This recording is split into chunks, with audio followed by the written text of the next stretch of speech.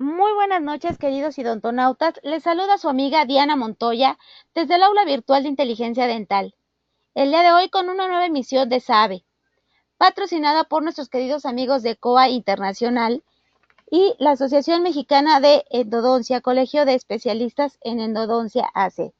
Es un gusto para mí presentarles al doctor Herrera y al doctor Chagoyán. Muy buenas noches, bienvenidos. Dejo a los idontonautas con ustedes. Muy buenas noches, sean todos bienvenidos. Hoy estamos de plácemes, de manteles largos. El día de hoy se cumple los 50 presentaciones de este programa interrumpido. Estamos muy contentos, muy satisfechos por este trabajo de ya dos administraciones, esta es la tercera. Entonces, vamos a presentar un video como una especie de celebración. Espero que todo el mundo lo disfrute y dura más o menos como 3 minutos y el objetivo de este video es que vean ustedes todas las presentaciones que se han hecho durante estos años, de estos 4 años del programa SABE. Muchas gracias y espero lo disfruten.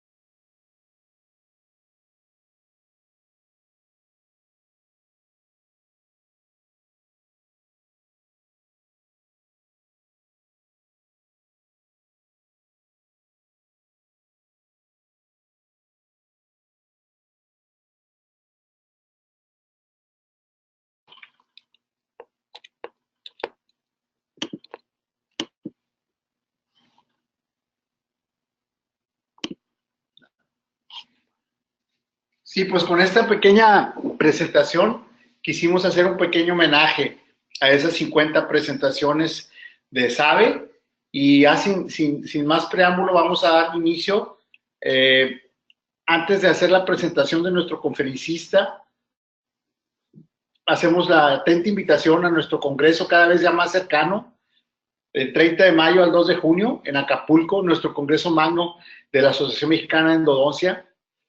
Si no se han inscrito, todavía es tiempo, por favor. Tenemos excelentes conferencistas, el doctor Carlos Aznar Portoles, que hablará sobre microcirugía endodóntica y su ergonomía, el doctor Roberto Cristian Cristesu, sobre retratamiento endodóntico, el doctor Eugenio Pedula, italiano, sobre instrumentos de níquel titanio tradicional y tratado térmicamente, el doctor Aviad Tamse, sobre fracturas radiculares verticales, un tema muy controversial y muy interesante, sobre todo en la cuestión del diagnóstico y tratamiento. Y nuestro representante en México, ¿verdad? El doctor Alberto Díaz Tueme, el conducto medio mesial, la importancia de su negociación en el retratamiento molares con periodontitis apical post-tratamiento. Entonces los esperamos. Y el día de hoy tenemos el honor de tener como conferencista a un buen amigo y aparte un excelente conferencista comprometido con la causa endodóntica de hace muchos años ya. Actualmente es el director de uno de los mejores posgrados a nivel nacional y él nos hablará, nuestro amigo el doctor Pedro José Palma Salazar, sobre resorción dentaria. Daré lectura a lo que es un resumen de su currículum.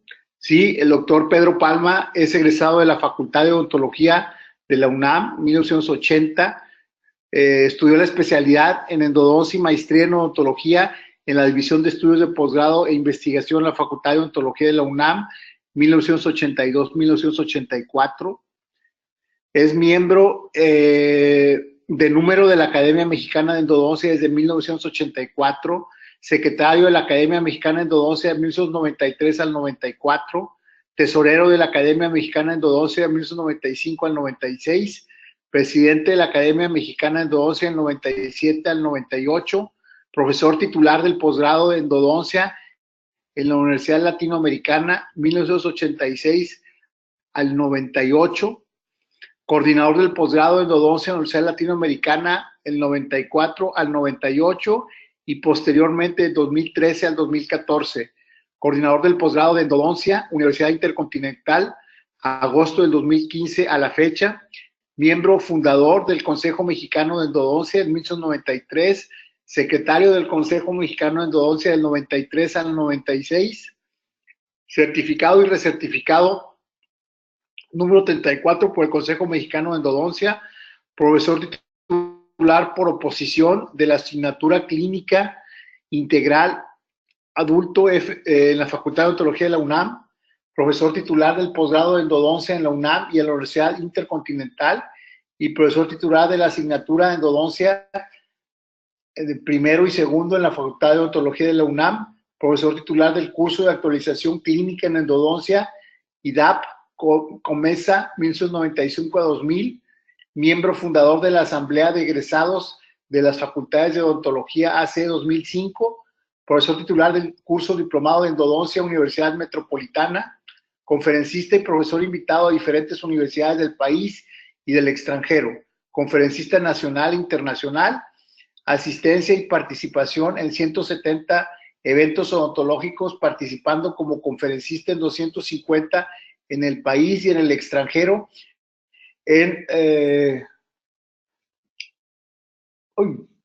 a ver si no rebuzno, en Besacoin, en París, Francia, Guayaquil, Cuenca, Riobamba, Quito, Ecuador, San José de Costa Rica, Santiago de Chile, Sao Paulo y Río de Janeiro, Brasil.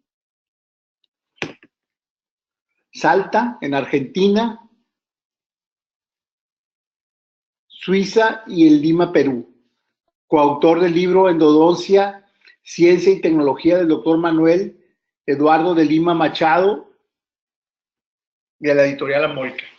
Pues damos la bienvenida a nuestro invitado de la noche, al doctor Pedro José Palma. Bienvenido, doctor, y muchas gracias por aceptar la invitación.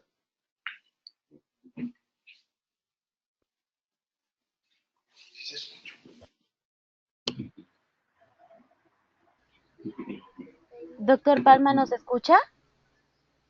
Sí, ya les escucho perfecto. Gracias, doctor. Si nos puede compartir su presentación y su cámara, por favor. Vamos a ver.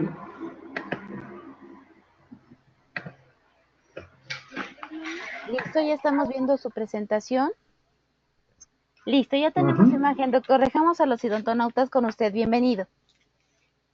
Muchas gracias, buenas noches, muchas gracias por la invitación, muy complacido de compartir este foro con ustedes. Un honor el estar dentro de este grupo importante de gente comprometida, como decía el doctor Herrera, con la causa endodóntica. Pues sin más, creo que podemos iniciar. Sí, doctor, adelante. Muchas gracias. Perfecto. Para minimizar la cámara, aquí, ¿verdad? Sí, doctor, de hecho, puede cerrar el panel con la flechita. Perfecto, muchas gracias.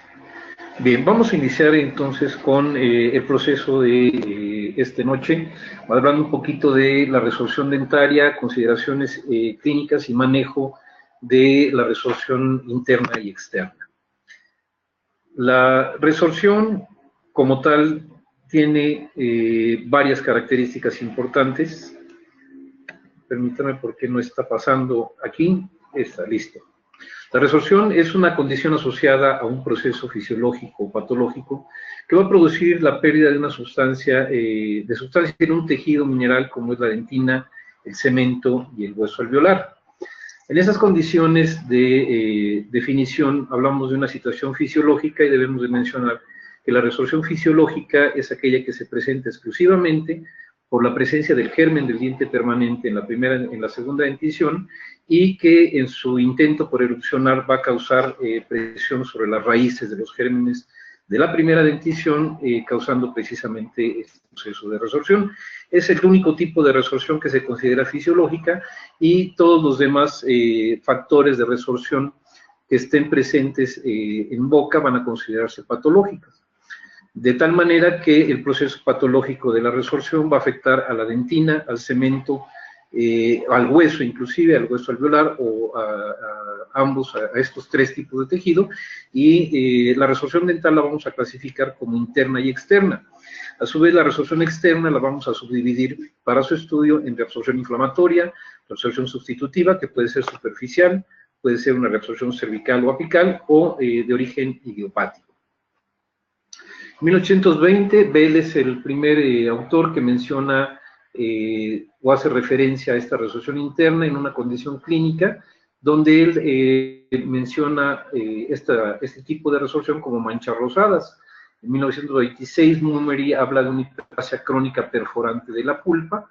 En 1930, Pritchard menciona estas condiciones de resorción como un diente rosa o rosado, y Werner en 1947 habla de una metaplasia pulpar.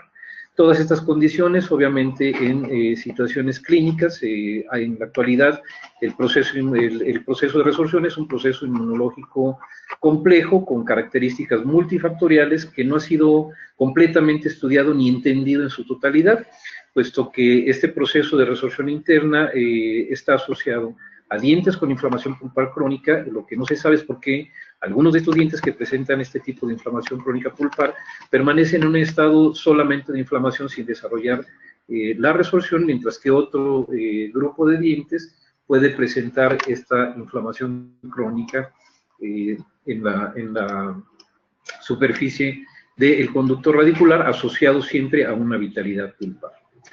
La resorción interna va a iniciar en la cavidad pulpar, va a tener una ubicación en cualquier zona del conducto radicular, siempre y cuando el diente esté vital.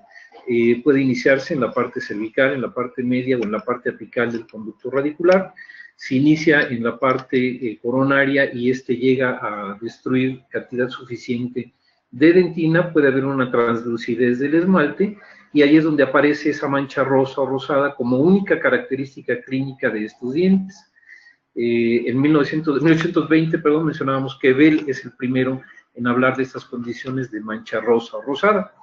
La resolución externa, por el contrario, va a iniciar siempre en la superficie lateral del diente, en el periodonto, afectando a la superficie externa o lateral del órgano dentario, pudiendo ubicarse en la parte vestibular o palatina de los dientes, lingual o palatina, y cuando esta condición en la ubicación bucal o lingual está presente, vamos a encontrar una mancha, una lesión, una sombra radiolúcida sobre el órgano dentario, pero a diferencia de la resorción interna que va a destruir y va a marcar una solución de continuidad en la dentina en el interior del conducto, la resorción externa nos va a permitir ver esta sombra radiolúcida sobre el órgano dentario, pero con la continuidad del conducto radicular.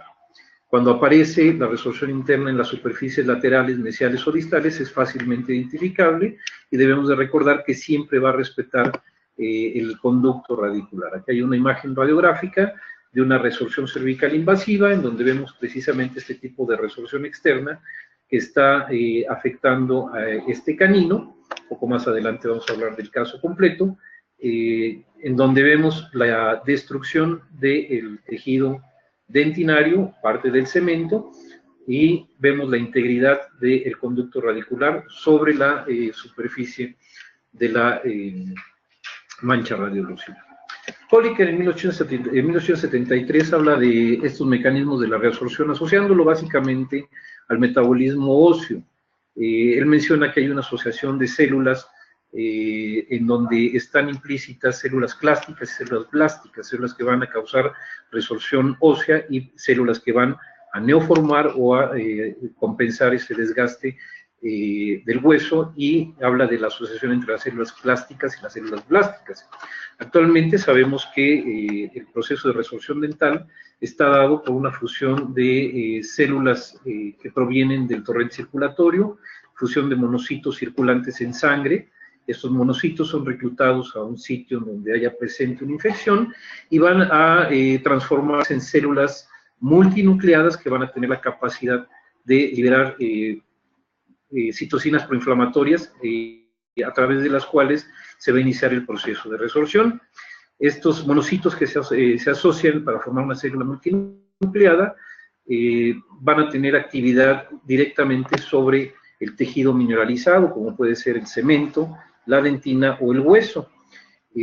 Esta es una célula multinucleada de aproximadamente 10 a 20 núcleos, y dependiendo del lugar en donde esté afectando, el lugar que esté reabsorbiendo, tendrán el nombre. Si afectan al cemento, serán cementoclastos; si afectan a la dentina, tendrán el nombre de dentinoclastos; y cuando afectan al hueso, van a recibir el nombre de osteoclastos. La célula es la misma, hay una diferenciación específica exclusivamente en la condición del tejido que van a afectar.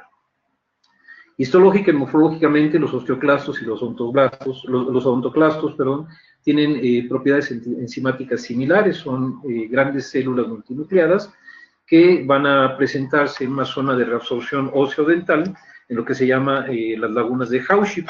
Estas células tienen características de tener bordes ondulados, en la parte inferior tienen una especie de podosomas, que es una forma especializada de membranas lisosomal, a través de la cual va a haber liberación de enzimas proteolíticas. Aquí estamos observando un esquema tomado del texto y atlas en color de lesiones traumáticas de las estructuras dentales de Andreasen y Anderson, en donde se habla de esta célula clástica, un ejemplo, un esquema de ella, una célula clástica multinucleada, que en la superficie periférica va a tener un área de sellado, y en la parte inferior es donde va a tener una área de anclaje, donde va a haber un sellado, un anclaje básicamente al tejido mineralizado. En el tejido mineralizado, esta área de anclaje tiene moléculas de adhesión que se llaman integrinas, y el borde ondulado o el cepillo que presenta en la parte inferior precisamente esta célula es el órgano resortivo, que va a estar en contacto íntimo con el tejido mineral. Es una fusión de vesículas membranosas intracelulares. en donde va a haber proteínas membranosas lisosomales que van a permitir la liberación de enzimas proteolíticas, iones de hidrógeno, metaloproteinasas de la matriz y proteinasas como son las serinas, cistina, aspartica, que son capaces de digerir la materia ósea o la materia mineralizada e iniciar básicamente con esta situación el proceso de resorción. Ya se tomó aquí un poquito la presentación.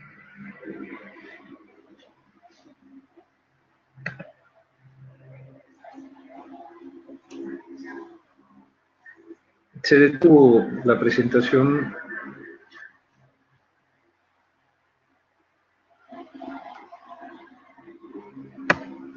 Listo. La célula clástica es la célula principal del remodelado óseo. Esta célula tiene diferentes capacidades, tiene capacidades duales de diferenciación. Esta célula mesenquimatosa indiferenciada, de acuerdo a los requerimientos propios del organismo y de la situación de afección que pueda haber en cemento, en dentina o en hueso, puede convertirse en una célula clástica para representar el proceso de reabsorción, o puede diferenciarse en una célula blástica para la génesis y la regeneración de los tejidos afectados. Esta célula tiene participación importante en la curación occidental posterior al traumatismo, así como en la respuesta del sistema de defensa en presencia de la infección. Una vez que se presentan las bacterias provenientes de la pulpa necrótica en los tejidos periapicales, inicialmente va a haber radiográficamente vamos a observar una degradación transitoria del ligamento periodontal, que si continúan estas bacterias presentes en el interior del conducto y fuera de él, van a representar una degradación permanente tanto del hueso como del ligamento como del cemento, representando básicamente la lesión apical, que no es otra cosa más que un proceso de reabsorción evidente radiográficamente en el hueso alveolar, en el cemento o en la dentina. El tratamiento de este tipo de lesiones, una vez que se hace la eliminación del factor predisponente de la infección y de la inflamación, va a darse a través de la reparación ósea con una curación tanto del hueso como de la superficie radicular. En la imagen podemos observar un diente con lesión periapical, con resorción apical importante, con resorción ósea de cemento y de dentina, y después de haber realizado el tratamiento, este es un control a 24 años con 3 meses de la reparación que existe y la devolución a las condiciones de salud, ¿sí? La inflamación está directamente ligada con el proceso de reparación en el hueso, en la dentina y el cemento. Sabemos que el hueso es altamente vascularizado, situación que no sucede con la dentina y el cemento, que son no vasculares, pero el cemento y la dentina tienen una proximidad, una interferencia importante con respecto a los tejidos vasculares, que son la pulpa y el ligamento periodontal. Esto permite un fácil acceso de las células inflamatorias derivadas de la sangre y de las proteínas del suero directamente a la zona de la lesión. El hueso, la dentina y el cemento pueden ser reabsorbidos como resultado de reacciones inflamatorias en donde se presenta precisamente esa liberación de citocinas, y a través de ese proceso se da el proceso de la reabsorción. El proceso de la respuesta inflamatoria, muchos pacientes piensan que es una condición mala, pero no, de ninguna manera, porque la respuesta inflamatoria es el primer signo de alerta del organismo, en donde va a haber una alteración, y esta respuesta inflamatoria tiene precisamente como objetivo retirar el tejido dañado antes de que se inicie la reparación. Otro caso en donde vemos lesión periapical proveniente de inflamación y necrosis del tejido pulpar, una lesión periapical importante con zonas de resorción, el conducto directamente en contacto con los tejidos periapicales, y después de un año, después de haber hecho el tratamiento endodóntico con la limpieza y conformación adecuada del conducto radicular, brindamos condiciones a la reparación de los tejidos periapicales y reparación también de las estructuras dentales dañadas, tanto el ligamento como el cemento, como la dentina. Hay una reparación y formación nuevamente de las estructuras preestablecidas antes de la lesión periapical. Entrando de lleno a lo que es la resorción interna que sabemos se puede dar en cualquiera del conducto radicular, puede iniciar en la porción cervical, en la porción media o en la porción apical del conducto radicular. Es radiográficamente vamos a observar una radiolucidez generalmente ovalada, aunque en muchas ocasiones esto no necesariamente puede ser de manera regular, equidistante, puede presentarse irregularmente, y es totalmente asintomática. Es totalmente asintomática de tal forma que se descubre como hallazgo radiográfico, o si llega a la porción coronal, si se inicia en la porción coronal, en la destrucción que haya de la dentina, puede permitirse la translucidez de ese tejido pulpar, dando las características de un diente rosa o rosado, reportado en la literatura como diente rosado o diente de Numeri. En algunas ocasiones, aquí tenemos una imagen a nivel de tercio medio concervical, aquí casi de medio, de tercio medio, vean ustedes la discontinuidad del conducto radicular que hay, de manera importante. Es muy interesante y muy importante que en el pronóstico y en el diseño del tratamiento de estos dientes tengamos presente la cantidad de dentina reabsorbida para determinar si este diente es viable de permanecer todavía en esas condiciones después del tratamiento en boca, o definitivamente, como presenta la imagen superior del lado derecho, características en donde ya está perdido propiamente el diente. En la parte inferior tenemos un molar en donde podemos observar en la porción apical una zona de resorción interna. Este diente se tomó por la situación, perdón, este diente se tomó en la situación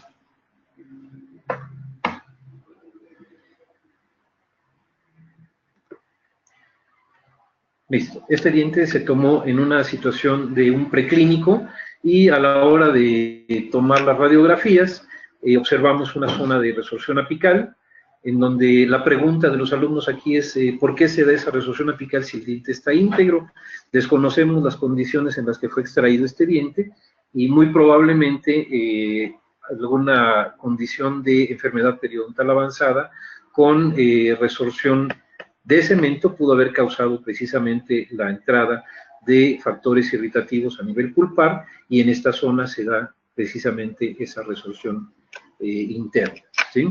Las características radiográficas mencionábamos, en las cuales podemos hacer diagnóstico diferencial de una resorción interna con una resorción externa. Decíamos que inicialmente la resorción interna es una discontinuidad en el conducto radicular, que va a aparecer como un abombamiento generalmente simétrico del conducto radicular, e independientemente de la forma que tomemos la radiografía, sea en una angulación orto, mesio o disto radial, invariablemente la resorción va a respetar, en la condición en la que no sea perforante, las paredes mesiales, distales, bucales o linguales, apareciendo siempre en el centro la zona de resorción.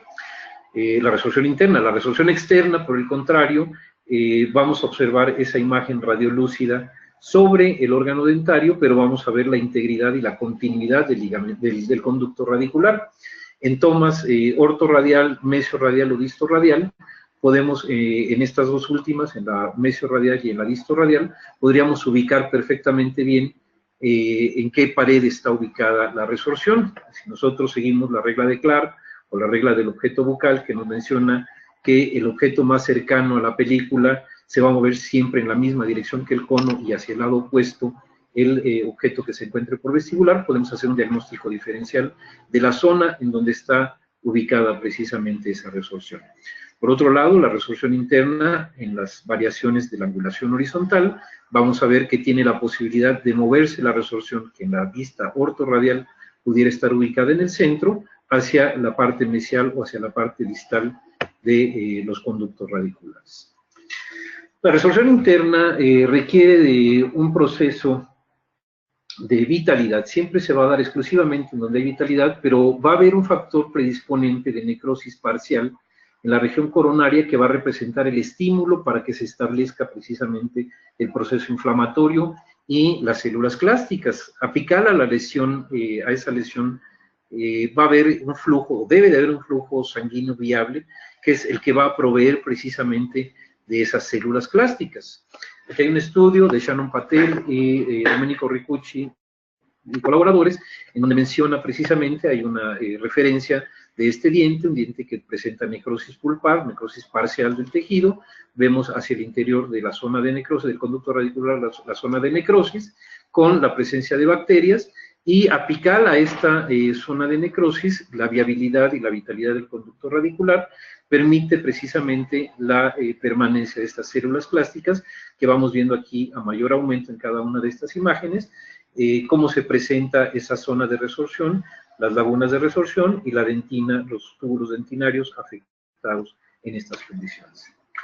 Histológicamente existen dos tipos de resorción interna, clasificadas como resorción de reemplazo interna y resorción inflamatoria interna. La resorción de reemplazo interna pudiera ser confundida para gente que no tiene la experiencia o la facilidad para identificar este tipo de resorción, pudiera ser confundida con un proceso de obliteración del conducto radicular. Sabemos que la aposición de dentina con respecto a la edad va disminuyendo el lumen dentinario, el lumen del conducto radicular por aposición de dentina, pero no es el caso en esta situación de la resorción de reemplazo interna, porque vemos que el conducto radicular se encuentra amplio, pero con una masa que oblitera completamente el conducto radicular. El segundo punto, la resorción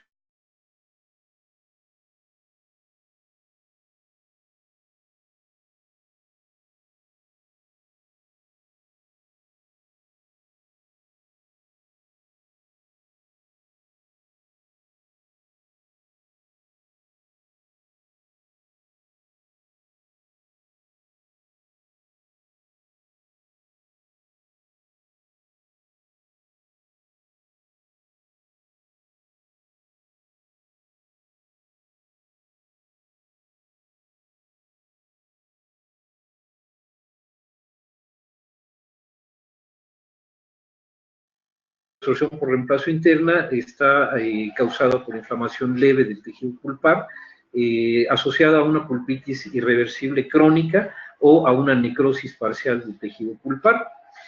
En estas condiciones se ha formado previamente un túnel de resorción interna, en donde hay una deposición o una aposición de tejido metaplásico de características similares al hueso o al cemento en lugar de la dentina.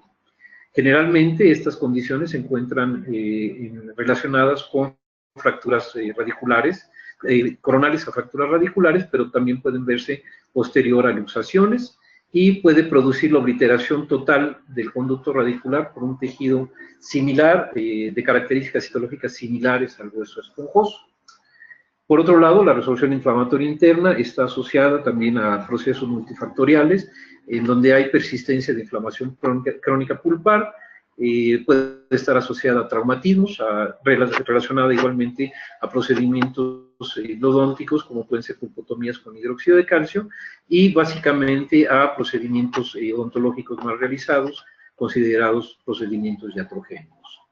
Vamos a desglosar un poquito cada una de ellas. La inflamación pulpar crónica, sabemos que el tejido pulpar inflamado es un tejido altamente vascularizado, y en estas condiciones la persistencia de esta inflamación puede desarrollar actividad dentinoplástica. Esta actividad clástica en el tejido pulpar, en la dentina, puede iniciar la resorción del centro hacia la periferia de las paredes del conducto radicular. Es totalmente asintomática, es un tipo de pulpitis irreversible asintomática porque no da ningún tipo de síntomas. Se descubre como hallazgo radiográfico y se alcanza la corona, como vemos en estas imágenes. Puede inclusive causar la reabsorción total de la dentina, haciendo la aparición de una mancha rosa o el diente rosado del que hablaba Bell en 1820. ¿no? Las pruebas de sensibilidad pulpar resultan normales, y radiográficamente las zonas de resorción en el conducto pueden aparecer a nivel de cualquier tercio del conducto radicular. El tratamiento consiste en hacer una extirpación pulpar inmediata para evitar que estas zonas de resorción continúen con actividad plástica y en un momento dado puedan poner en entredicho la capacidad de poder realizar un tratamiento adecuado. Lo importante que es concluir el tratamiento endodóntico de una manera satisfactoria, tratando de brindar limpieza de todo el conducto radicular adecuada y una obturación igualmente adecuada. Esta reabsorción inflamatoria interna requiere de factores predisponentes, que es la lesión de la capa de odontoblastos y de la predentina, y de factores de mantenimiento, que es la persistencia de los agentes causales de esa inflamación pulpar. Aquí vemos un par de imágenes que en la imagen de la izquierda podemos observar el abombamiento o el agrandamiento de este canino a nivel de tercio medio, al igual que en este otro diente, en el lateral, donde no son las imágenes clásicas de un diente que presente una anatomía topográfica pulpar relacionada con condiciones normales. La persistencia de un proceso inflamatorio en ambos dientes por presencia de caries puede desarrollar este proceso de resorción. Es importante estos dientes mantenerlos en observación, hacer pruebas de sensibilidad pulpar regular, con frecuencia regular, y un examen radiográfico muy importante para determinar que esto, que aparentemente puede ser una zona de resorción, una imagen que nos indique el inicio de resorción, no vaya aumentando de tamaño. Cuando la resorción se presenta, la persistencia del factor predisponente de ese proceso inflamatorio crónico va a desarrollar la resorción, y una vez que se inicia la resorción no va a desaparecer, sigue un curso progresivo de desarrollo constante que va a convertir esta resorción en una condición comunicante si antes no sucede la necrosis pulpar. Es decir, para que el proceso de resorción tenga viabilidad y tenga una actividad, necesita precisamente de la actividad vital del tejido pulpar.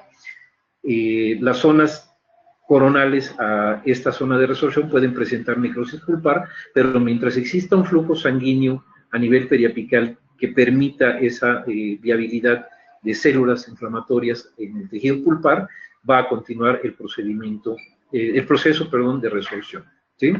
Aquí tenemos diferentes zonas de resorción a nivel de tercio medio radicular. La resorción puede ser tan extensa y avanzar a un tamaño importante que puede inclusive destruir toda la pared dentinaria del conducto radicular y extenderse de tal forma que no haya posibilidad o viabilidad para mantener estos dientes en boca.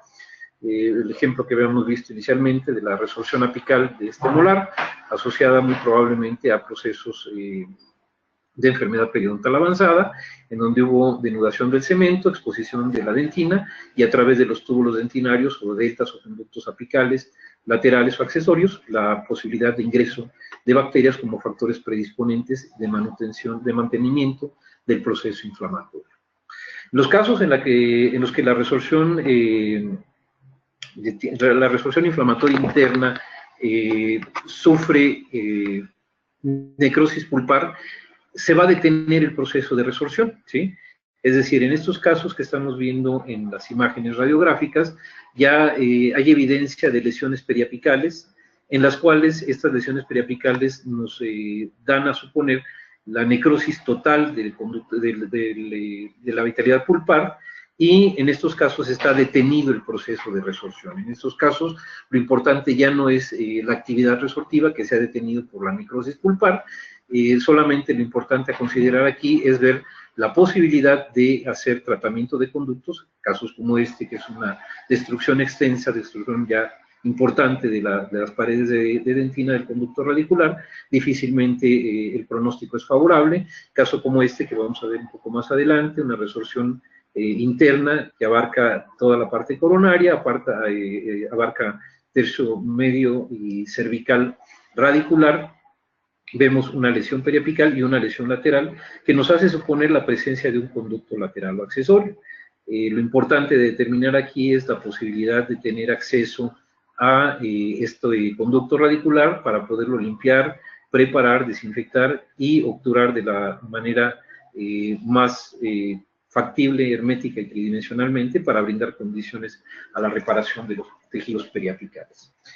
Mencionábamos que aparte de la inflamación pulpar, esta situación de resorción interna está asociada también a antecedentes de traumatismo. Este paciente llega en enero del 99 al consultorio, 8 meses atrás ha sufrido un primer traumatismo en donde no se le da tratamiento, los padres de este chico no le dan tratamiento a este primer traumatismo, solamente hacen la colocación de una férula reportada por ellos mismos, y vemos en las imágenes radiográficas para hacer el análisis precisamente de los tejidos del aparato de inserción y de los tejidos dentales, vemos que hay en el interior de estos dientes aparecen zonas de resorción interna. Estas zonas de resorción interna muy probablemente asociadas a ese primer traumatismo recibido 8 meses atrás. En la radiografía inferior podemos ver el desplazamiento que han tenido estos dientes en una luxación extrusiva, en donde se ven los alveolos de estos dientes. Lo que hicimos,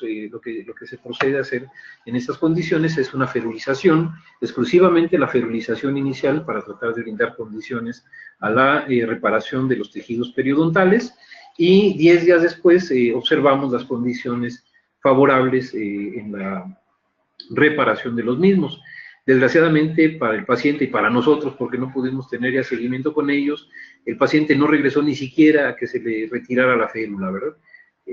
Son pacientes que pues, en el antecedente del primer traumatismo veíamos más o menos la misma condición con el segundo, no hubo esa posibilidad de darle seguimiento, pero bueno, aquí hay un factor importante que traumatismo puede desencadenar precisamente la resorción interna, ¿sí? Las radiografías que vemos a continuación son radiografías de una paciente que es dentista. Ella es estudiante de odontología cuando tiene aproximadamente 22 años, tiene una inflamación pulpar, tiene un proceso carioso, se le hace una pulpotomía con hidróxido de calcio. Ella refiere haber recibido una pulpotomía con hidróxido de calcio en 2005, se presenta en estas condiciones. En la radiografía de la parte superior vemos una curación, no observamos las raíces mesiales, las raíces vestibulares, perdón, y a nivel cervical, a nivel medio cervical de la raíz palatina se observa alguna falta de continuidad, ¿verdad? Retiramos la curación en la radiografía inferior y haciendo la exploración nos encontramos con una zona de comunicación directa a la furca, la zona del conducto radicular comunicada a los tejidos, del conducto radicular de la raíz palatina, comunicada directamente al periodonto. Este diente, desgraciadamente, se perdió en las mismas condiciones, ¿sí? Y el último punto asociado a esta inflamación pulpar a factores iatrogénicos, enemigo público número 1 del tejido pulpar capaz de causar inflamación persistente. Nosotros como cirujanos dentistas, cuando realizamos procedimientos inadecuados, la preparación para prótesis, en la preparación de cavidades profundas, cuando utilizamos en lugar de fresas con buena velocidad bruñidores que están sobrecalentando el tejido dentinario, que están causando irritación e inflamación persistente, la toma de impresiones, todos los procedimientos que no son realizados adecuadamente en el consultorio dental representan un factor predisponente de inflamación pulpar, y en estas condiciones pueden ser factores predisponentes de una resorción, ¿sí? El diagnóstico de la resorción interna, decíamos entonces, va a estar basado y sustentado en las pruebas de sensibilidad pulpar y en la correcta interpretación de estas pruebas. La mancha rosa o rosada cuando aparece puede ser confundida en un momento dado con alguna situación de hemorragia pulpar producida por traumatismo. Sabemos que esta condición de hemorragia, si no ha afectado irreversiblemente a la pulpa, va a ser una condición de una mancha rosada que va a tener regresión a la normalidad, pero es importante tomar imágenes radiográficas para ver que no sea esta condición. La historia clínica del diente a tratar es importantísima, todo lo que nos pueda referir el paciente, y definitivamente la imagen radiográfica y en algunas ocasiones la imagen tomográfica que estamos presentando aquí no es una imagen de una resorción interna, pero sí es una resorción cervical invasiva externa que nos puede ayudar a complementar nuestro diagnóstico para diseñar un plan de tratamiento adecuado y un pronóstico importante. En estas condiciones, el tratamiento de la resorción interna va a consistir en la eliminación del tejido pulpar inflamado, en los casos en los que haya necrosis, como el caso que estamos presentando. Vemos en el lado izquierdo la radiografía inicial, con una zona de resorción importante, resorción radicular interna, que llega propiamente hasta la parte del tercio medio conapical, una lesión periapical y una lesión lateral, que después de haber hecho el tratamiento adecuado el tratamiento de conductos, limpiando y conformando, desinfectando adecuadamente los conductos radiculares y buscando una técnica de obturación que permite el sellado de los conductos laterales y del conducto principal. Podemos obtener regeneración. En los 6 meses ya estamos observando la reparación de la lesión lateral y la reparación en vías de reparación de la lesión periapical. Esta resorción interna, tenemos que hacer algunas consideraciones respecto del tratamiento, muy importante, independientemente de la zona donde se encuentre la resorción. En el conducto radicular es importante hacer un acceso convencional, ya que muchas veces el pensar en hacer un acceso amplio va a debilitar la estructura coronaria, favoreciendo en un momento dado la posibilidad de una fractura. Hay que hacer una exploración minuciosa con los instrumentos endodónticos, con nuestras limas. Hay que hacer una exploración minuciosa porque lo importante de la resorción, recordemos que la imagen radiográfica, la principal limitante de la imagen radiográfica es que solamente nos brinda 2 dimensiones, una dimensión inciso u ocluso apical y una orientación mesiodistal. No nos va a dar la posibilidad de tener la observación de la vista bucolingual. Esa limitante la vamos a tratar de salvar a través de la exploración minuciosa, porque aunque nosotros viéramos una imagen radiográfica de esta resorción, conservadas las paredes mesiodistal, muy probablemente en un diente que tuviera una estructura bucolingual delgada podría haber esa comunicación a los tejidos periodontales.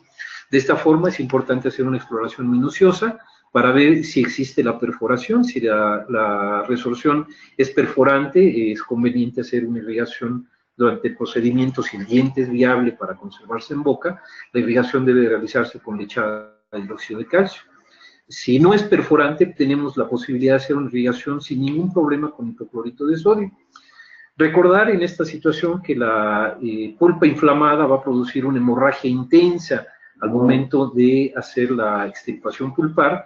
Esta extirpación pulpar va a disminuir precisamente al momento que se haga la extirpación pulpar, y ahí vamos a poder tener el control de la hemorragia, ¿verdad? Lo importante en estas condiciones es hacer una preparación acorde a la anatomía pulpar y brindar condiciones de obturación adecuada, como podemos observar en esta paciente. Es una paciente que llega para tratamiento endodóntico de primer molar. Es una paciente que ha estado 5 años con tratamiento ortodóntico. Le hacen la extracción de primeros premolares y el segundo premolar observamos que tiene una zona de resorción importante externa, resorción radicular importante externa, pero la imagen que presenta a nivel de tercio cervical no es la imagen convencional, y la amplitud del conducto radicular nos da la posibilidad de pensar que este diente pudiera iniciar un proceso de resorción.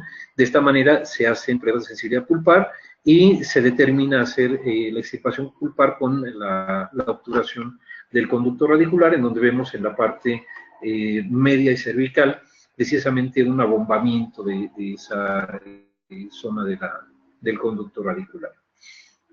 Más consideraciones importantes que debemos de hacer en la resorción interna: si existe la perforación, tenemos la posibilidad de hacer la localización y la ubicación de esta perforación a través de los medios electrónicos, como es el localizador de foramen apical, que va a marcar precisamente la zona donde se encuentra la perforación, y vamos a tratar de determinar el tamaño y la posición de esta resorción. Si es visible radiográficamente, vamos a tratar de obtener la accesibilidad y tratar de obtener el sellado de esta resorción vía conducto. Es importante en estos casos en donde hay esa duda con respecto a si existe la perforación, una medicación provisional con hidróxido de calcio. Esta medicación provisional, empacando, condensando bien el hidróxido de calcio, si existe la perforación, el hidróxido de calcio va a salir a los tejidos periodontales, y entonces tendremos ya la posibilidad de determinar el tamaño y la posición. Es conveniente ver la evolución de esta situación y tratar de realizar una obturación definitiva vía conducto. Si esto no fuera factible y el diente tiene posibilidades de conservarse en boca, muy probablemente el sellado vía quirúrgica sea lo más conveniente para tratar de obtener un resultado adecuado.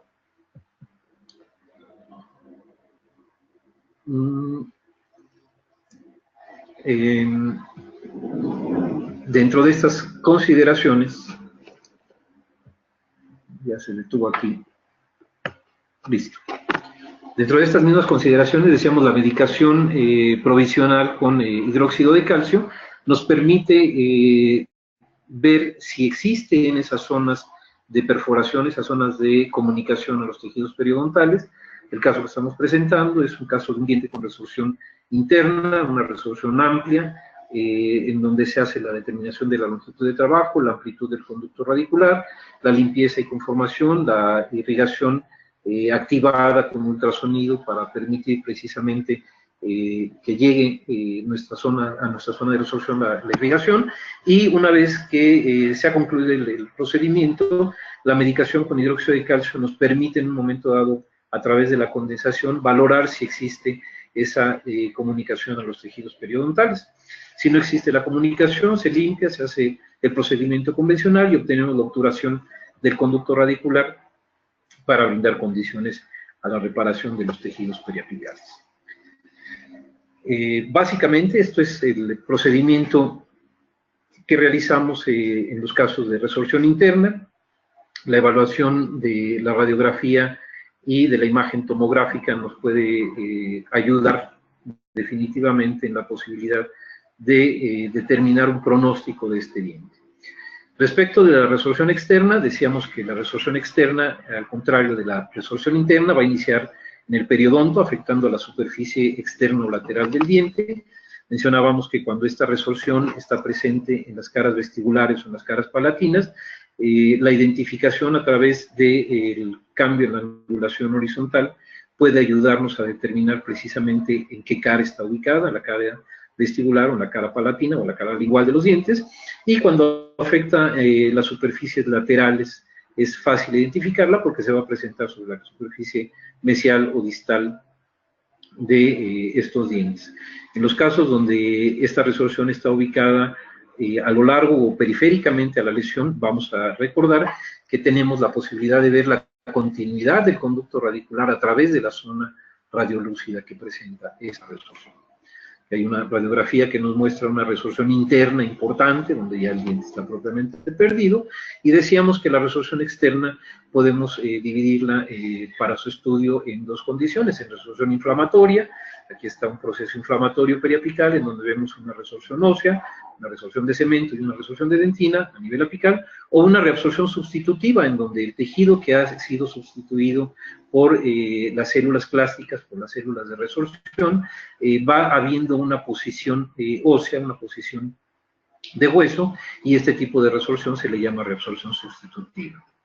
La etiología de la resolución externa es multifactorial, puede estar asociada con inflamación crónica, que va a permitir la persistencia de ese proceso inflamatorio en un proceso crónico degenerativo hasta llegar a causar una necrosis pulpar, en donde la presencia de bacterias en los tejidos periapicales va a desarrollar un proceso inflamatorio igualmente, donde se va a desarrollar en la lesión periapical una zona de reabsorción, que puede afectar no solamente al hueso, puede afectar a la dentina y puede afectar al cemento igualmente. Puede estar asociada con enfermedad periodontal, o está asociada con enfermedad periodontal avanzada, con enfermedad endoperiodontal, en fuerzas excesivas o movimientos ortodónticos, definitivamente que hay una resolución externa asociada a traumatismos, a dientes incluidos, que en su intento por erupcionar van causando presión sobre los raíces de los órganos dentarios presentes en la cavidad bucal, y que van a causar resolución asociada a blanqueamiento, a fuerzas mecánicas o oclusales excesivas, a trastornos, algunos trastornos sistémicos, tumores y quistes, a condiciones de reimplante. Puede tener algún antecedente, ninguno de estos antecedentes, y considerarse entonces de tal manera idiopática. Vamos a ver algunos ejemplos de cada una de ellas. Inflamación crónica a nivel de tejido pulpar, que va a terminar con una necrosis pulpar, y el paso inminente de esta necrosis pulpar hacia los tejidos periapicales va a causar un proceso inflamatorio en donde se va a dar un proceso de reabsorción, inicialmente la destrucción del ligamento periodontal, posteriormente con la persistencia de procesos inflamatorios con presencia de bacterias, empieza la destrucción ósea, y esta resolución ósea está acompañada igualmente en muchas ocasiones de resolución de cemento. Ese cemento expuesto, denudado, permite la exposición de la dentina, y como en este caso podemos ver una resolución tanto ósea, que es la lesión periapical, como una resolución apical con destrucción de cemento y destrucción de dentina. En este otro caso, importante también mencionar el despuntamiento de esta raíz, la zona radiolúcida que se ve aquí, proveniente de un proceso inflamatorio pulpar crónico que ha causado necrosis pulpar, la diferencia entre una lesión radiolúcida y una lesión bien definida, con contornos bien definidos, circunscritos, reside básicamente en la destrucción del hueso alveolar y de la lámina cortical que recubre estos huesos, ¿verdad? Es más evidente en los dientes anteriores, puesto que el grosor del hueso alveolar y de las láminas corticales es más delgado que en los dientes posteriores. Esta es la diferenciación radiográfica que podemos tomar en cuenta para precisamente en la situación de la interpretación adecuada de estas zonas de resorción. Asociada a enfermedad periodontal avanzada, todos sabemos que la enfermedad periodontal es un proceso inflamatorio, infeccioso, que destruye el aparato de inserción. En estas condiciones, el cemento también se puede ver afectado y al quedar expuesto al proceso inflamatorio infeccioso producido por la lesión periodontal, este cemento, va a haber reabsorción del cemento, y en esas zonas de reabsorción de cemento se van a presentar igualmente zonas de resorción de dentina. Aquí hay otra imagen en donde vemos una lesión de Furca y vemos precisamente esa zona de resorción del cemento radicular y la exposición de la dentina ya también reabsorbida. Este caso es muy bonito, es un caso asociado a enfermedad endoperiodontal avanzada, un primer premolar en donde, si ustedes se fijan, hay imagen característica de una resorción externa, una reabsorción ubicada en la superficie radicular de este diente, que nos permite ver la continuidad del conducto radicular. La porción apical, vemos una zona de resorción y vemos además la presencia de una lesión periapical, ¿verdad? La medicación con hidróxido de calcio, ayudados de algún elemento que nos permita una imagen radiopaca, una imagen de radioopacidad para determinar precisamente a través de esa medicación intraconducto si existe una comunicación de esa resorción externa, que no es evidente que hacia el conducto radicular, pero no así la resorción apical, que sí está permitiendo la salida de esta medicación. Aquí vemos la evolución de esta obturación, la condición de la obturación, donde vemos ya una obturación adecuada, a un buen nivel. El quedarse en este nivel es importante para evitar mandar materiales o extruir materiales a los tejidos periapicales que pudieran en un momento dado comprometer o retrasar la reparación periapical, y vemos que la zona de resorción muy probablemente está asociada con la enfermedad periodontal avanzada que tiene este paciente.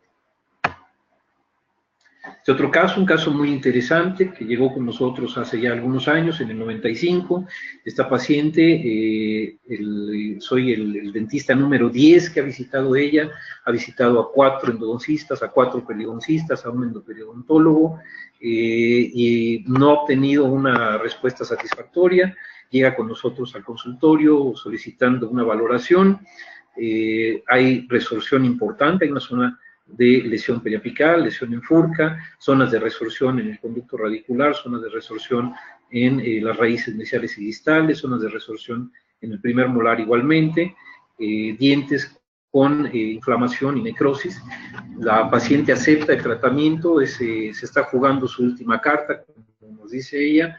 Dice, voy a hacerle el intento con usted, y si no tenemos resultados satisfactorios, pues ni modo, se estarán perdiendo estos dientes, ¿verdad? Una paciente muy cooperadora, van ustedes a ver el caso completo. En el 95 terminamos el tratamiento, en agosto del 95 terminamos el tratamiento. Obviamente las zonas de resorción permite que haya posibilidad de que se proyecten materiales de obturación del conducto radicular a los tejidos periapicales, pero bueno, es lo que podemos hacer, ¿verdad? En el 96, una vez que terminamos el tratamiento, este es un control a un año aproximadamente, de junio de 95 a octubre de 96, la paciente le hicimos su tratamiento endodóntico. Ella nos pidió que hiciéramos la reconstrucción. Lo que habíamos obturado en la raíz distal de este segundo molar, el proceso de reabsorción ya se lo llevó, ya se llevó la gutapercha, ya se llevó el material de obturación que había aquí. Ya hay solamente la permanencia y la la presencia y permanencia de el perno intraradicular que habíamos colocado, y lo más importante de esto es ver la reparación que ha habido, ¿sí? Regresa ella en agosto de 2000, le hicimos tratamiento, ella pidió, no quiere irse con ningún otro colega, ella pidió que hiciéramos la reconstrucción y la restauración de estos dientes, se le cayó una coronita, regresa en agosto del 2000, aquí está el primer control en agosto del 96 a un año, regresa en 2002, vean las características y las condiciones de este tejido, ¿sí? Comparado con lo que teníamos, una muy buena resolución, regresa a un control en 2005, regresa a otro control en 2009, y si ustedes se dan cuenta, las zonas que están con una zona de cicatrización, esto es cicatrización del tejido, porque si fuera lesión periapical esto hubiera ya denotado alguna lesión periapical evidente en todo este tiempo, o la presencia de persistencia de una condición sintomatológica. Estas son las radiografías de inicio en mayo de 95, un control a 1 año 5 meses, y aquí el último control que tenemos, tengo todavía uno recientemente en este año, en 2018, que por falta de tiempo no lo pude integrar, pero aquí tenemos un control a 16 años, 11 meses, en abril del 2012, si hacemos una condición retrospectiva en cuanto al tiempo, aquí hay 16 años, 11 meses de tratamiento. La paciente me sigue preguntando, doctor, ¿ya me va a dar de alta? Le decimos no, porque gracias a esta condición de decirle no el alta, es como hemos podido tener y obtener precisamente todos estos controles radiográficos. Asociado a fuerzas excesivas en movimientos ortodónticos, sabemos que la fuerza producida en el movimiento ortodóntico da la capacidad de que haya da la posibilidad de que haya resorción. El despuntamiento de estos dientes en el movimiento ortodóntico es frecuente. Cuando el movimiento ortodóntico no tiene un seguimiento adecuado, cuando estos movimientos ortodónticos y las fuerzas excesivas no son controladas adecuadamente por gente inexperta, esto es lo que sucede. Sabemos ahora, desgraciadamente, que hay muchos profesionales que falsamente le hacen creer al paciente que son especialistas, y bueno, en estas condiciones, en todas las áreas de especialización de la odontología, encontramos desgraciadamente condiciones como estas, vean ustedes, esto es importante, es impresionante, y es muy triste. Además, este paciente es estudiante de odontología, ¿no?, que está durante muchos años con tratamiento ortodóntico mal realizado, y bueno, las condiciones son terribles, ¿sí?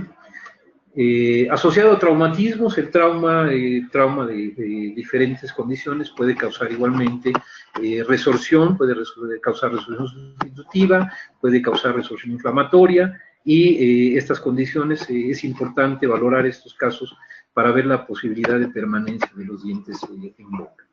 Dientes incluidos, decíamos que su intento por erupcionar en el crecimiento radicular van causando presión sobre los dientes presentes, esto es causa de resorción.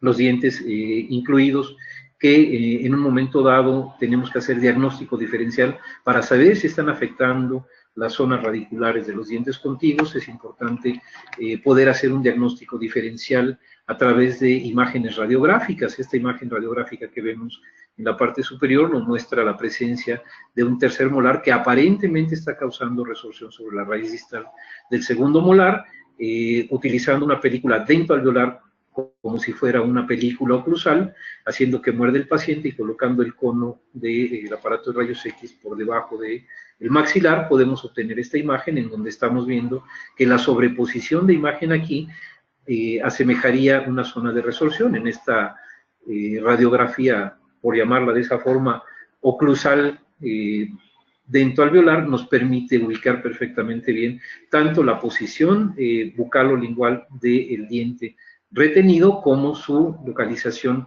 proximal a las raíces de los dientes, ¿sí? Asociado al blanqueamiento, este es un paciente que tuvo tratamiento, tiene antecedente de tratamiento ortodóntico y un trauma deportivo, recibió un codazo jugando fútbol. El paciente se presenta al consultorio por una sintomatología comparable o compatible, perdón, con una pulpitis reversible. Lo único que vemos es una zona de una mancha a nivel cervical. Por la parte lingual no hay ninguna afectación. Las pruebas de sensibilidad pulpar y a la exploración responde como una pulpitis reversible. La imagen radiográfica nos muestra esta zona de resorción cervical aparentemente invasiva, en donde vemos que la resorción externa está manteniendo la integridad del conducto radicular. Aquí está una imagen panorámica de este paciente, este canino, ¿sí? Si juntamos dientes, son central lateral canino, falta el premolar, este es el segundo premolar, central lateral canino, falta el primer premolar, este es el canino afectado, y al hacer la exploración de este diente, solamente con cucharilla fuimos retirando la cáscara del esmalte, la cascarita del esmalte que se va presentando, retirando y limpiando la dentina, y vean ustedes la imagen del conducto radicular íntegro, ¿sí? Las características de este conducto radicular, y ante la situación de que este paciente está respondiendo como una pulpitis reversible, tratamos de mantener precisamente esa integridad pulpar. Hicimos un recubrimiento pulpar indirecto, protegiendo la parte del conducto radicular con hidróxido de calcio, colocando una base de óxido de zinc y eugenol por la posible presencia de bacterias, y posteriormente se colocó ionómero de vidrio. Esperamos 15 días para determinar si había necesidad de hacer otro tratamiento. Regresa el paciente, se hacen las pruebas de sensibilidad y responde favorablemente. El diente fue sacado de oclusión para evitar también la posibilidad de que este diente, con la resorción que presenta, pudiera tener alguna posibilidad de fractura o ruptura, y posterior a ello se colocó una resina.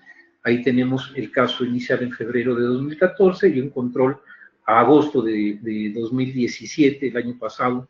Regresa el paciente, en donde hacemos pruebas de sensibilidad pulpar y responde en las mismas condiciones, ¿sí? Asociado a blanqueamiento de dientes no vitales, la primera elección para los tratamientos no vitales, está la utilización de peróxido de hidrógeno en combinación con perborato de sodio, peróxido de carbamida, solos o con activación térmica nos permiten un 90% de éxito clínico inmediato, pero sabemos que estos dientes entre 1 y 8 años posterior al tratamiento de el blanqueamiento, aproximadamente el 40% van a requerir de una segunda cita, en una segunda sesión de reblanqueamiento.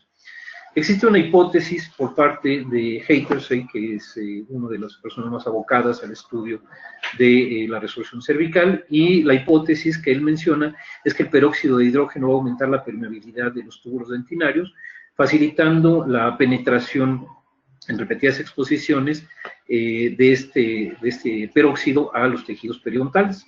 Concentraciones elevadas del agente blanqueador en combinación con el calor van a parecen promover la reabsorción cervical, alcanzando precisamente los tejidos periodontales a través de los túbulos dentinarios, iniciando una respuesta inflamatoria que va a terminar con un proceso de resorción.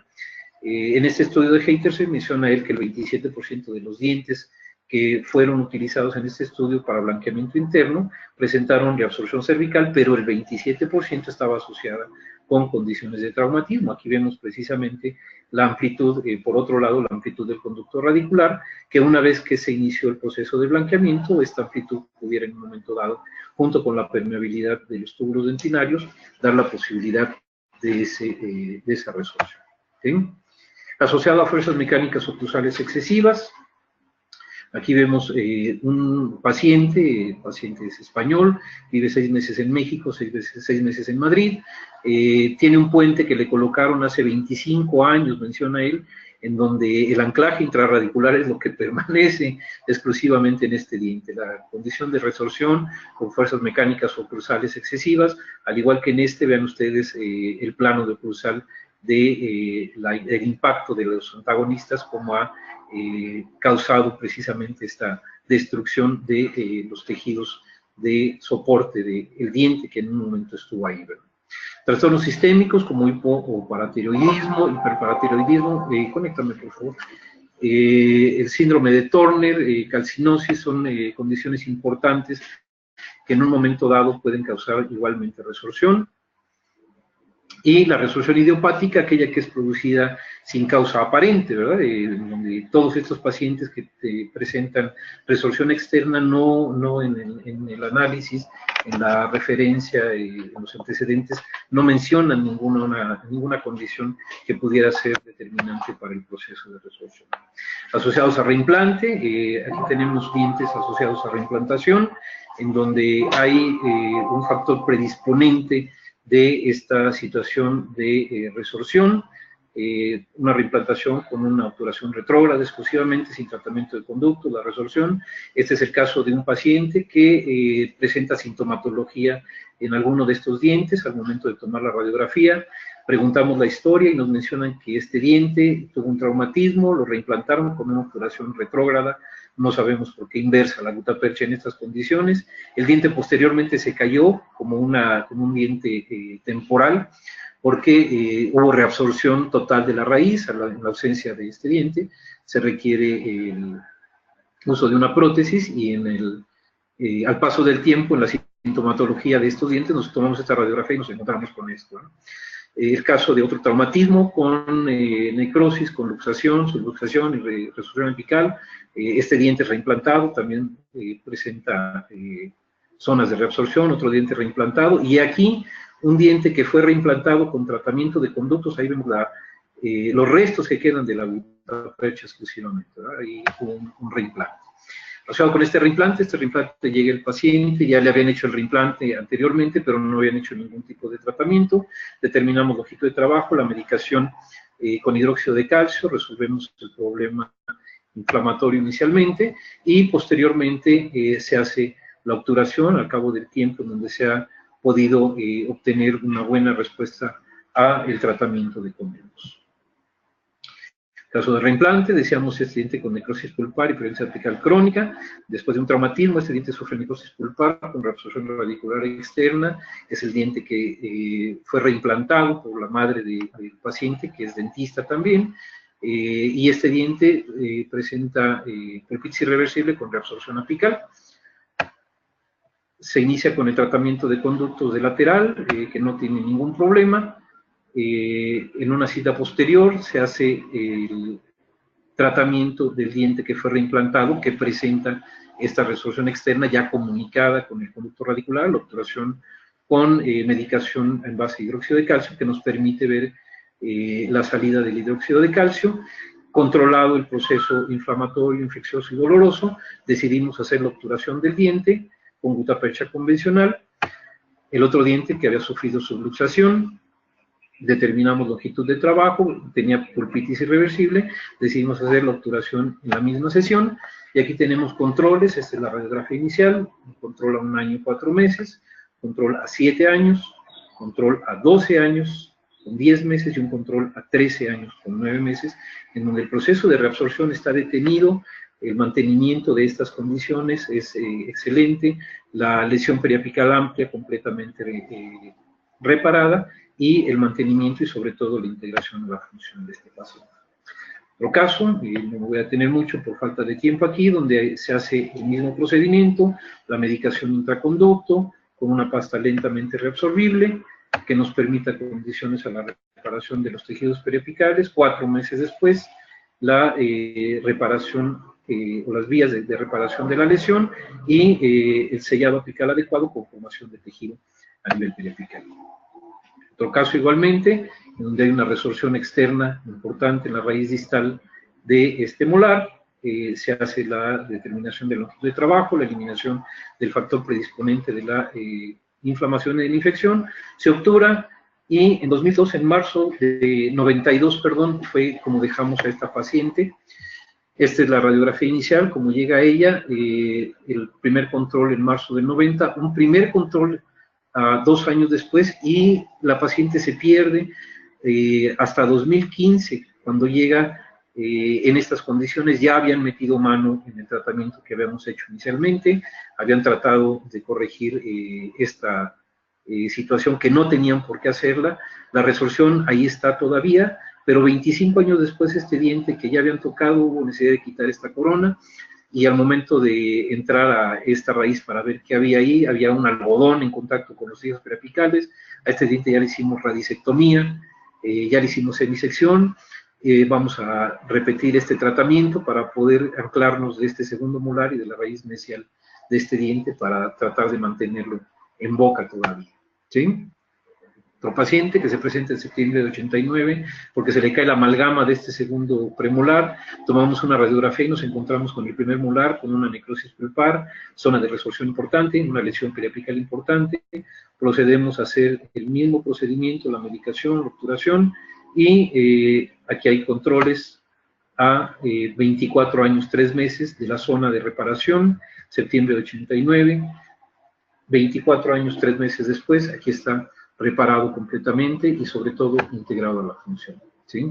Otro caso de otro paciente, igualmente con lesión apical, con resorción, un puente que va desde el canino hasta el segundo molar, puente muy grande, hacemos la preparación, la medicación del conducto radicular, 8 meses después, una vez que ha habido regeneración en los tejidos periapicales, se decide hacer la obturación definitiva, un año de control y ahí tenemos reparación de los tejidos periapicales y formación del ligamento periodontal adecuado. El último caso, un caso en donde hay un traumatismo igualmente en este paciente, el diente está íntegro, hay clínicamente una zona de inflamación, tumefacción, una gran lesión periapical, se hace acceso y drenaje transdentario, el diagnóstico es necrosis pulpar y periodontitis apical crónica supurada, un absceso ahí importante, se hace la limpieza y conformación del conducto radicular. Vean ustedes a nivel periapical la zona de resorción amplia, la zona de resorción de cemento, la zona de resorción de dentina. Hacemos la medicación, una combinación de hidróxido de calcio con óxido de zinc para formar una pasta lentamente reabsorbible que es colocada en el conducto radicular. Obviamente aquí, ante la amplitud de estos conductos radiculares, se va parte de ese cemento a los tejidos periapicales, no nos preocupa.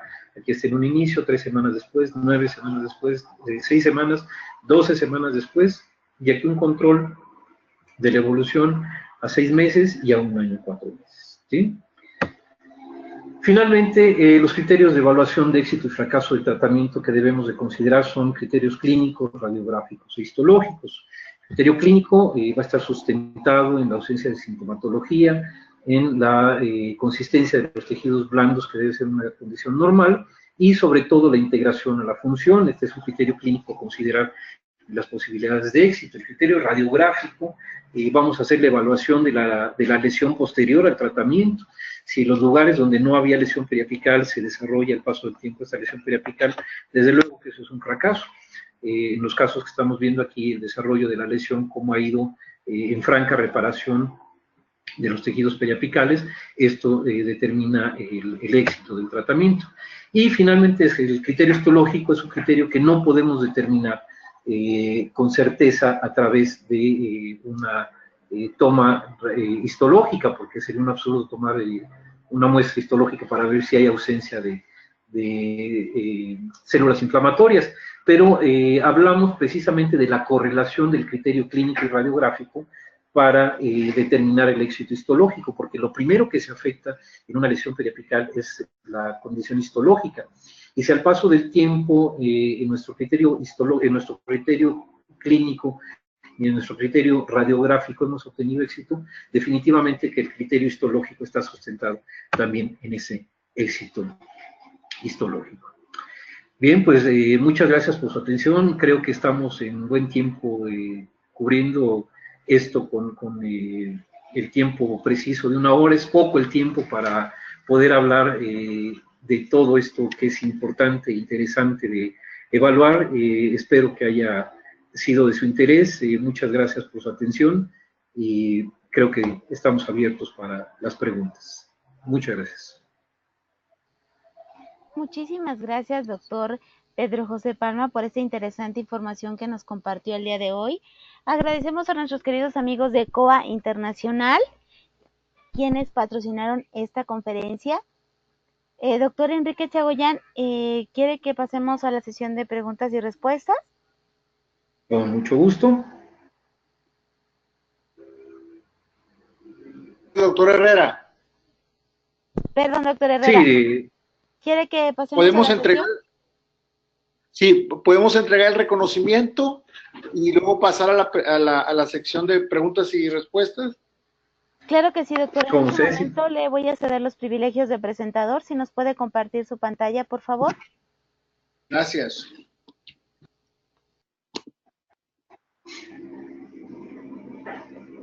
Muy bien, Pedro, pues a nombre de la Asociación Mexicana de Endodoncia, de nuestro presidente, el doctor Marco Vinicio Saldívar, que te manda un fuerte abrazo. Desafortunadamente ahorita con la cuestión de lo del Congreso y eso, anda bien ocupado, ¿verdad? Y no nos pudo acompañar, pero te manda un fuerte abrazo, te agradece la presencia y te otorgamos el presente reconocimiento que hice la Asociación Mexicana de Endodoncia, Colegio de Especialistas en Endodoncia, otorga el presente reconocimiento al doctor Pedro José Palma Salazar por la impartición de la plática el 5 de abril del 2018 durante el seminario SABE, Resorción Dentaria, Consideraciones y Manejo Clínico. Además, Pedro, que eres la conferencia número 50, ¿verdad? Estamos muy orgullosos y muy contentos por eso. Y esto es a nombre del Consejo Directivo AMESE AC 2017-2019. Muchas gracias, Pedro, y esperemos que no sea la última vez que nos acompañas en este seminario. Y ahorita procedemos a el doctor Enrique Chagoyán, va a llevar lo que es la sesión de preguntas y respuestas. Muchas gracias y te mando un abrazo. Al contrario, doctor Herrera, muchas gracias por la invitación, el favor de la invitación. Encantado de participar y muchas gracias por tus palabras, Toño. Un abrazo igualmente. Perfecto. Buenas noches, doctor Pedro. Soy el doctor Enrique Chagoyán. Enrique, buenas noches. Buenas noches, doctor. Pues vamos a pasar a la parte de preguntas y respuestas, doctor. Si le claro parece. Que sí, con mucho gusto. Mientras el doctor Chagoyán se enlaza, yo te quisiera hacer una pregunta, pero aprovechando. ¿Qué experiencia tienes en el manejo de casos de resorción interna con el biodentín? Tenemos por ahí algún caso, Toño, que fue obturado con biodentín. La situación, independientemente de lo que se obture el conducto radicular en los casos de resorción interna, si esta resorción interna no es comunicante a los tejidos periapicales, a los tejidos periodontales básicamente, no tenemos problema en la condición de colocar un cemento biocerámico o hacer una obturación de manera convencional. El reforzamiento que pudiera representar para la estructura dentaria el utilizar un cemento biocerámico como biodentino, como MTA, definitivamente que puede tener un mejor pronóstico que la obturación convencional, ¿sí? En mi punto de vista, en mi experiencia, hemos tratado tal vez un par de dientes obturados con esos materiales, con biodentino y con MTA, y bueno, hemos obtenido generalmente la misma resolución del caso que lo que hacemos con gutapercha reblandecida con cementos, con solventes o con calor. Probablemente la situación del reforzamiento con estos materiales pudiera presentar o representar un mejor pronóstico para estos dientes. Muchas gracias, Pedro. Y otra, aprovechando. Claro que sí. En casos de trauma, que generalmente es cuando se presentan este tipo de condiciones, hablaría, por ejemplo, de una pieza avulsionada que se vuelve a reimplantar otra vez, se feruriza, pero y tiene el ápice abierto y comienza a presentar reabsorción externa, que es muy común, ¿verdad? Que se dé claro. en una pieza con una avulsión. Muchas veces me han preguntado a mí en conferencias el hecho de si en estos casos valdría la pena revascularizar. Yo digo que no, pues a mi punto de vista es que no, porque generalmente tú ya tienes un proceso crónico instalado, ¿verdad? Con células ahí clásticas que están ya en activo, ¿verdad? En una reabsorción, pero yo no le veo mucho caso, pero no sé cuál sea tu punto de vista en ese tipo de situaciones. Gracias, Toño. En este caso, en un diente avulsionado con ápice abierto, tendríamos que considerar varios factores. El primer punto a considerar sería el tiempo que ha permanecido el diente fuera de boca y en las condiciones en las que ha permanecido fuera de boca. Por otro lado, tendríamos que evaluar también la situación del saco dentario. Si el saco dentario ha sido dañado, si el saco dentario no ha tenido la posibilidad de permanecer vital, de tener viabilidad en la reimplantación, pues definitivamente que este diente va a tener todas las características factibles, va a tener todo a su favor para desarrollar esa resorción. En cuanto a la revascularización, es un punto todavía bastante debatido, bastante pues en controversia. Ha habido algunos reportes, o muchos, hay varios reportes ya que permiten ver casos de revascularización, avanzada con inclusive formación apical, y algunos otros con situaciones de fracaso.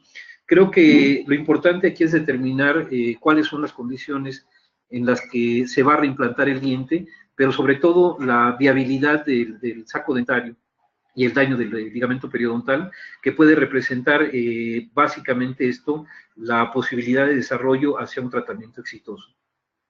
Vale, gracias, te agradezco. Gracias. Llegó el doctor. Bien, buenas noches, doctor, de nuevo. Pues continuando con una pregunta que estábamos leyendo del doctor Fernando Córdoba. Dice, buenas noches, un cordial saludo. Mi pregunta sería respecto a una paciente, ¿cuál sería el plan de tratamiento que se pueda realizar para garantizarle la permanencia de los dientes? Paciente de sexo femenino de 26 años que presentó trauma dentoalveolar aproximadamente desde el 2011, quien presentaba en el momento ortodoncia y los dientes sufrieron una intrusión al caer de frente contra el piso. Anteriormente refería dolor, pero en la actualidad no lo presenta.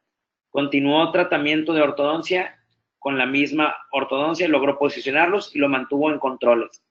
Se tiene en cuenta radiográficamente y se observa el diente 11 y el 21 con reabsorción radicular, dejando expuesto el conducto radicular en su ápice y remodelando de porción apical. Encontramos una radiolúcida compatible con canal radicular amplio, relación corona-raíz del diente 11 es de 1 a 1, ligamento periodontal ensanchado. La pérdida ha sido leve, refiere que en ocasiones presenta dolor a cambios térmicos como al calor y no presenta movilidad. Ya no hay más antecedentes. Ya no hay más antecedentes, doctor. Fue algo un poquito escueto. Es un poquito larga la pregunta y hay muchos factores que considerar.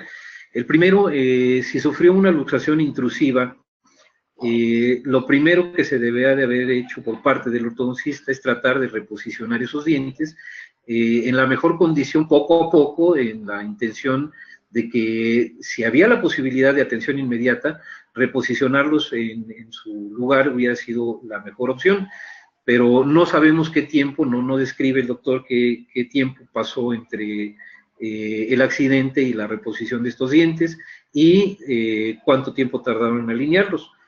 No me queda muy claro si estos dientes presentaban una complementación radicular, estaban completamente formados, y en ese sentido habría que evaluar las radiografías previas al traumatismo y las que presenta actualmente, para ver si la resorción está causada por la reimplantación, por la intrusión, por el tratamiento ortodóntico y valorar las condiciones de vitalidad pulpar. Si los dientes presentan vitalidad pulpar y no hay ninguna afectación de tipo irreversible, pues lo mejor es mantener o tratar de mantener esa vitalidad pulpar. En cuanto al proceso de resorción, habría que valorar cuál es el factor predisponente de esa resorción, si fue el trauma, si fue la ortodoncia o fue el tiempo en el que hayan hecho la reposición de estos dientes. Habría que ver radiografías, estoy a disposición del doctor si tiene disponibilidad para mandarme sus radiografías y poder emitir una opinión un poquito más acerca del caso. Perfecto, doctor. Sí, me imaginé y podía contar con ello porque Pues es un poquito extensa la pregunta que nos hizo. Sí, hay muchos factores que considerar. Así es, doctor. Nos comenta también, excelente conferencia, y una duda que tiene, ¿cuál sería la diferencia entre reabsorción y resorción? ¿Y cuál es la forma correcta de decirlo? ¿Y por qué? Bien. El término correcto debería ser resorción, debe ser resorción dentaria, porque es un proceso en cual va a haber una desmineralización y un proceso de destrucción.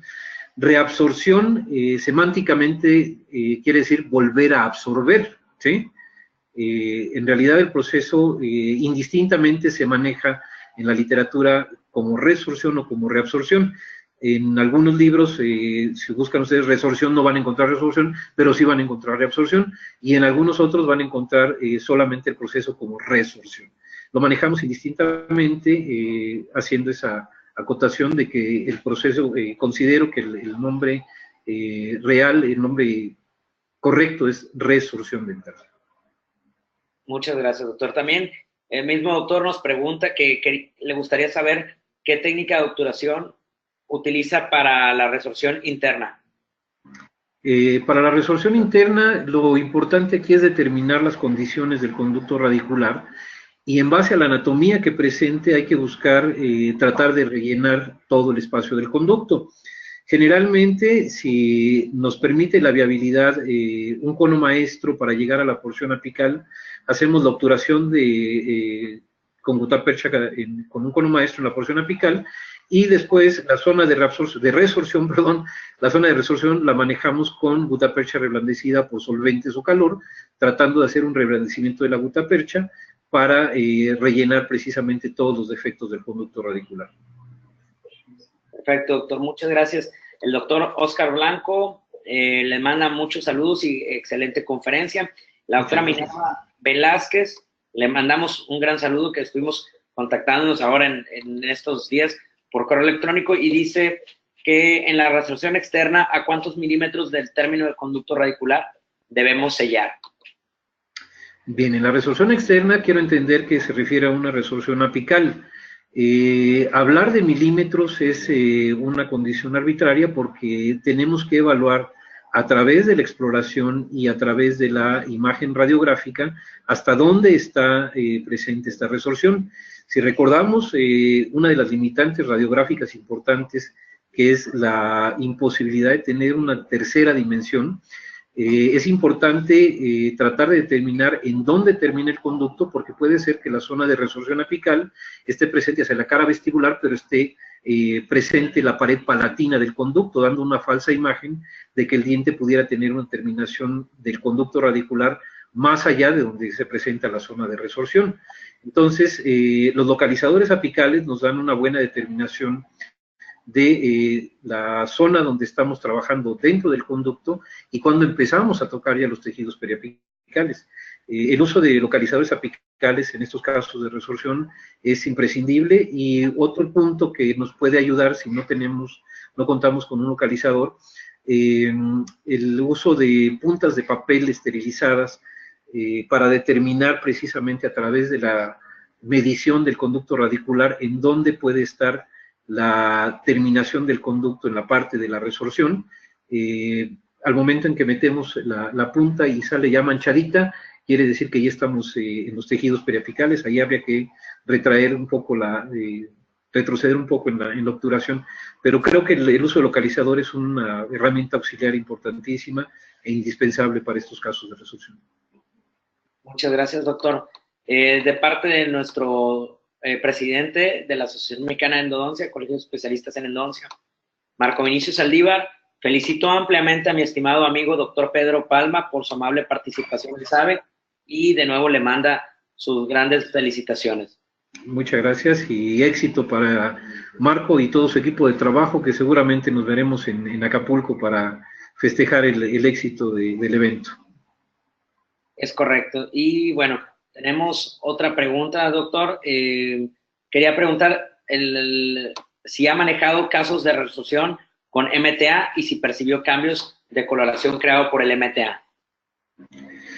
El MTA existe dos presentaciones de MTA. Hay un cemento sellador en base a MTA que podríamos utilizar en un momento dado en la situación de la obturación del conducto radicular con reabsorción. Mi experiencia se ha basado básicamente en la medicación intraconducto, en tratar de devolver condiciones a los tejidos periapicales, y una vez que obtenemos esa situación de resolución del proceso agudo o el proceso crónico, de la resolución de la sintomatología, el control del exudado, entonces es cuando decidimos hacer la obturación con diferentes materiales y a través de diferentes métodos. Creo que no estaría de más el uso de estos materiales. El MTA representa un material excelente de obturación, lo mismo que Biodentin, todos los materiales ahora novedosos que tenemos como biocerámicos, que además promueven e inducen la reparación periapical, pues son materiales que debemos pues, contemplar en la práctica, porque han demostrado su eficacia definitivamente, ¿verdad? Correcto, doctor. Pues muchísimas gracias, doctor. Agradecemos ampliamente su gran participación, su tiempo brindado, doctor, y todos los conocimientos que nos ha transmitido aquí. Hay diferentes preguntas que también tenemos por aquí, pero por cuestiones de tiempo vamos a mandárselas a usted y por correo electrónico, o que contacte directamente a nuestros idontonautas. Directamente ahí podrá contestarles, doctor. Perfecto, con mucho gusto, estoy a sus órdenes y bueno, pues no me resta más que agradecer igualmente el favor de la invitación por parte de ustedes y desearles que tengan éxito, felicitarlos por estas 50 conferencias y ojalá que vengan muchas más para continuar con esta actualización del gremio odontológico. Muchas gracias. Muchas gracias a usted, doctor. Y pues bueno, lo esperamos pronto aquí en su casa de Saber y a través de estas pláticas virtuales. Muchas gracias, buenas noches. Buenas noches. Diana, ¿nos puedes permitir los derechos de presentador, por favor?